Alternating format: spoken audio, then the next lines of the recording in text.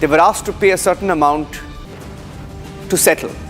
We'll tell you why it's on the show and it's controversial. We have top lawyers asking questions on whether this can now become a precedent. That and more coming up. Here are the headlines on This Is Exclusive.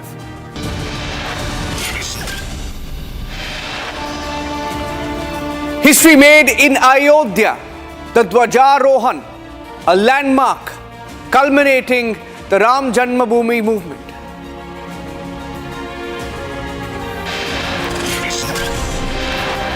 A 500-year journey culminates in Ayodhya, the Dhwajarohan, the saffron flag, making sure that a new era now begins.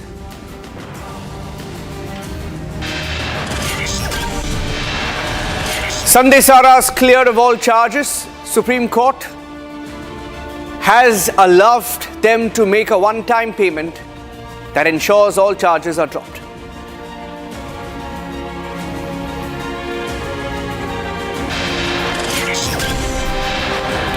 Top lawyers ask a question on whether the Supreme Court verdict will now become a precedent. People are looking at Vijay, Mallya, who by the way has also responded to the story. Nirav Modi, Mehul, Choksi are all looking closely at this particular Supreme Court order. We'll tell you why.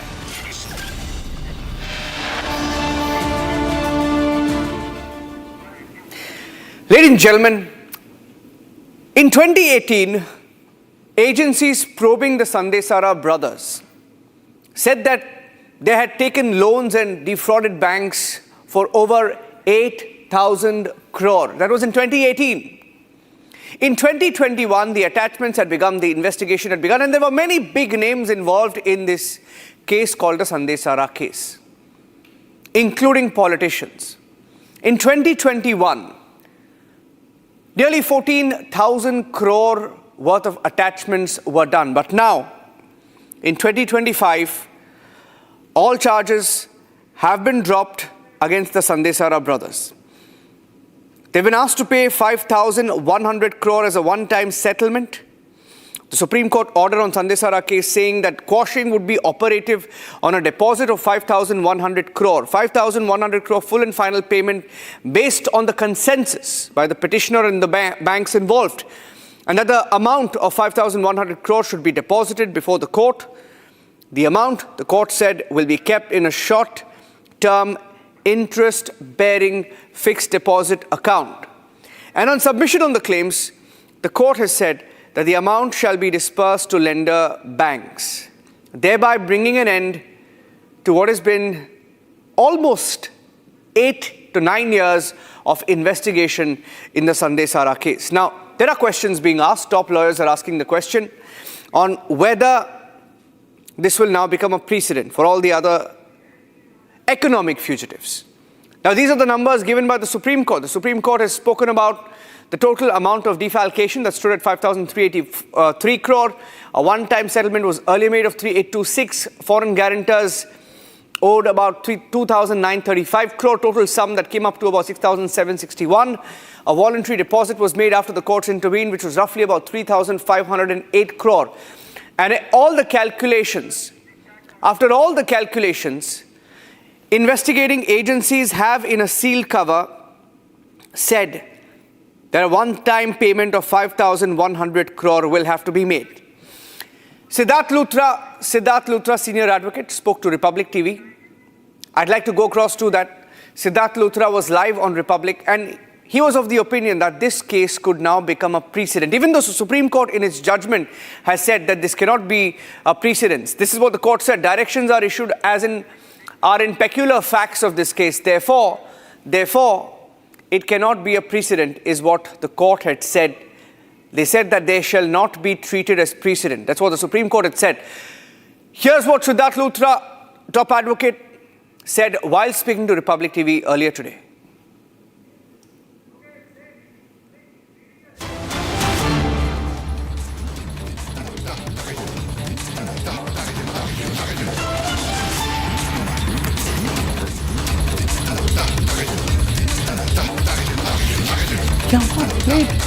Is given acted on an OTS, a one-time settlement offered by the government authorities. The amount is quantified by the government authorities, and the government has come out with this proposal. The court put it to the government whether they had a proposal. The government and no such proposal can be made by the government or the financial institutions without the clearance of the RBI and possibly even the finance ministry. Right. That being the situation, the government is on board with this decision. Now the court is trying to is looking at the matter to see whether it can close all criminal cases, which it proposes to do. Just to give you a historical precedent, initially in the Bhopal gas tragedy case, something similar was done, later recalled. Thereafter, in the 90s, such settlements were being accepted by the court and proceedings squashed by the Supreme Court. Somewhere in about 2009-10, the Supreme Court view got a little more conservative to say that in cases of public fraud or corruption, these settlements should not be accepted. Right. Having said that, in the last few years, there have been occasions where cases of financial fraud or cases of, let's say, death or injury have also been settled on a compensation by the Supreme Court exercising its constitutional extraordinary powers under Article 142 to close rare cases on a case-by-case basis. What the court normally does, as it appears is proposed in this case, to make the case specific to these peculiar facts and to say that it will not be read as a judgment of the court or be followed or allowed to be used by others. So that is the exception clause that the court has putting it in this place, exercising its extraordinary powers under Article 142. The High Courts can't do it. The trial courts can't do it. This power only vests in the Supreme Court. Right. So now the fact that let's talk about what kind of influence it might have on the legislative or policy reforms around financial regulation or corporate accountability. So this verdict, of course. I think it's a standalone case. Is it possible that others will try and use it? Obviously they will. Litigants always want to take benefit of other orders for other individuals, and lawyers will always try and be creative. But I believe that the restriction that the Supreme Court puts it will make it difficult to use in any other similar case. Having said that, I think this is not about financial policy. It's about a decision two litigating parties have taken. Sterling Biotech on the one hand, and the government and its authorities and its functionaries on the other hand. And the court is only fine-tuning it and putting its approval on it. So any specific reason for being, considering this particular verdict? Because, given the fact that they have been now given that if they might be able to deposit rupees 5,100 crore, then of course all the criminal charges. So what seems to be the idea is that if banks or financial institutions had to collect their money, it would take them years, if at all they could collect it. Okay. But here is a party which is willing to offer the money, and the banks and financial institutions have quantified the amount which they believe is due to them and are willing to accept it. So in such circumstances, it is the court's way of ironing out the gaps between the two parties and allowing them to settle the matter and consequently close the criminal proceedings. Shravan is joining me live. Shravan tracked this case very extensively when it broke. I think it was 2017, Shravan, 2017 when it broke. 2018 investigation happened. They put a number to it. If I'm not wrong, roughly about 8,000 crore. They said the loan fraud was valued at 8,000 crore. 2021, cut to 2021, 3 years later, 14,000 crore of assets of Sandesara Group attached by Enforcement Directorate. Of course, Supreme Court order goes into great detail of how much was paid back and how much was due to be paid, and finally how much they will have to pay. What happens to the case, Shravan, and are there concerns that maybe this will be used by the others?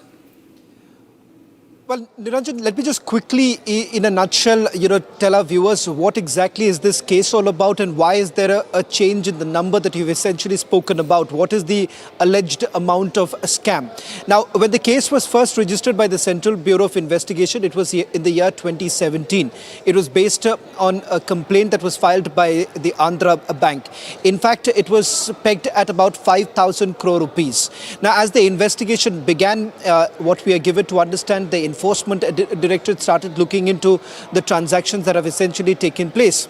And it was thereafter pegged about 10,000 crore rupees, following which multiple attachment took place, and it was outside India too. In fact, oil fields of Sterling Biotech was also seized or attached by the Enforcement Directorate. We are looking at about 306 such properties, movable properties that were basically frozen by the Enforcement Directorate. Now, as far as this case goes, what really happens? In the year 2022, it was the Honorable Supreme Court which had basically instructed the central agencies to stop or keep the investigation in abeyance because there was application that was filed by the promoter, and the promoters had essentially offered that they are willing to pay up the money. At least, the principal sum was something that they wanted to give. Over a period of time, we are given to understand that they had started repaying the banks. There are at least 4 banks that are under consideration, starting with the State Bank of India, Canara Bank, UCO Bank being some of them. Now, what sort of an impact does it really have? It has an impact as far as economic fugitive offenders are concerned, particularly in the case of Vijay Mallya, or for that matter Nirav Modi, as well as Mehul Choksi, because you've had Vijay Mallya essentially offering the banks a one-time settlement, or what is known as the OTS. That is exactly what has happened in this particular case. But it's important to highlight this kind of a clean chit, if I may say so, washes away this civil liability that the accused has. And what essentially happens thereafter is that the criminal liability is also taken away, which means that the investigative agencies do not have any further power to investigate this entire case. And the criminal conspiracy is also washed away. And the fact of the matter is that you have those who have been accused of serious crimes are basically let off by simply saying that a principal amount that they are willing to pay, they give it. And the fact of the matter is that in the course of this entire investigation, a large part of it which remains unseen, that is whether at all, some amount of money has been hidden somewhere, or they've basically used properties in some other places which still haven't been discovered or unearthed by the investigative agencies, that no longer will see the light of the day. And that is the reason why, Niranjan, this particular order that has been passed by the Supreme Court, while you've had legal luminaries saying that, look here, it is, both the parties came up with this solution. Yeah. You have had the government coming up with the solution along with the concerned party here. And that is the reason why in some cases it works out, and it is not going to be a precedent, is what some legal luminaries have to basically point out. But there is absolutely no doubt, and when I've spoken to multiple people within the central agencies, they've all indicated the fact that it takes away the power of investigation to begin with, and perhaps this is a route opening for those who have a similar case slapped against them. Shava, and I'll end by saying just one point. This is what Vijay Mallya has been saying, that he's willing to pay back. Now, obviously the court has said this is not going to be a precedent. The Supreme Court has spoken about how the facts are different in this particular case. We don't know. But even top lawyers are saying, can it be a precedent? Interesting development. Thank you for joining us with those inputs. Shravan has investigated every aspect of that case, and one fine day, there is a settlement in court. Ladies and gentlemen, interesting story. We get a feeling it's going to develop in the next few days and weeks. Let's go on and get you the big headline. The big headline of the day, as Ayodhya witnessed a historic celebration today. Prime Minister Narendra Modi was there. He hoisted a saffron flag atop the Ram Mandir in Ayodhya, marking its formal completion. Now, this milestone comes 22 months after he presided over the consecration of the Ram Lalla idol. The flag, measuring 10 by 20 feet, features sun, Om symbol, and the Kovidara tree, symbolizing Lord Ram's brilliance and valor. Now, it's a historic moment. Essentially, what it means is that the 500-year Ram Janmabhoomi movement has now come a full circle. It's come to an end. And joining us on this special occasion, I have Amish Tripathi, author. Thank you, Amish, for joining us. Amish, everyone's eyes were on what was happening in Ayodhya. If you can tell our viewers, simplify it, what does today's Dhwajarohan symbolize at Ayodhya and for the Hindus of India? I think at various levels. One is, of course, at the religious level. When the Dhwajarohan is done, it signifies that the temple, the entire temple complex, indeed, is complete. And this is, in a way, the end of a 500-year journey. When Babur, the Uzbek foreign invader, who destroyed our Ram Lala's birthplace's temple, the Ram Janmabhoomi temple, and since then, indigenous Hindus and indeed actually others as well, Sikhs, Buddhists, were also involved in this struggle for centuries, and the temple has been rebuilt. This has rarely happened around the world. Many of the ancient idol worshipping, goddess worshipping, nature worshipping cultures were attacked. Their temples were destroyed, very much like what happened out here. The Greco-Roman culture, Pharaonic Egyptians, but it's rare that an ancient culture which has lost its worship place has managed to revive it. That is the religious significance of this, but there's a civilizational,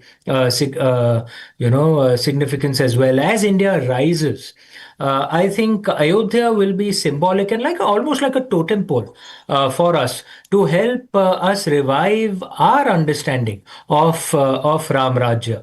And in that sense, the marks, the symbols on the flag itself are in some ways, I think, almost seminal for us.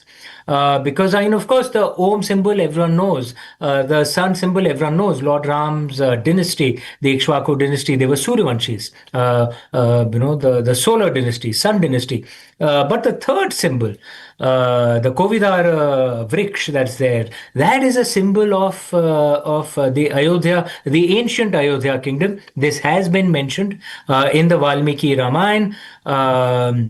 I've read many of these versions, of course, as I'm sure you're aware. Valmiki ji is credited with 3 Ramayans: the Valmiki Ramayana, Ananda Ramayana, and the Adbodh Ramayana. And there are various other Ramayans as well. In the Valmiki Ramayana, the tree is described as a bark. If I remember correctly, when Lord Bharat was riding on his chariot into the jungle, this symbol was forgotten in the later versions of the Ramayana. It's still a mystery why that happened. Was the symbol forgotten for some reason?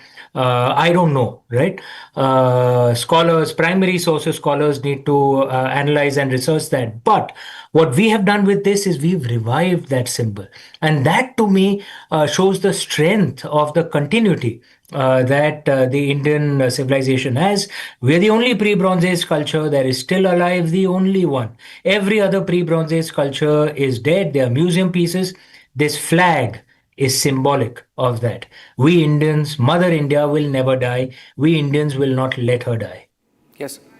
Well, absolutely. And today I don't want to drag you into the politics of it, but because we have limited time, I'll ask you a question anyway. Why do you think there are some people making politically irrelevant comments? There is a political section questioning this moment. Do you feel somewhere some sections are sensing a threat with what has happened in Ayodhya? This is a deeper question, needs a more nuanced, long answer, but let me attempt it in as short a way as I can. We've suffered really brutal invasions for 1,000 years. Will Durant had said the Turkic invasion, what we call the Delhi Sultans and the Timurid Mughals, were Turks. The Turkic invasions were probably the bloodiest in human history. And immediately post that, the Europeans came in, and tens of millions died in man-made famines during British rule. It was 1,000 years of really severe tests. Right? A civilization which suffers such huge challenges, such huge tragedies, tends to become defensive.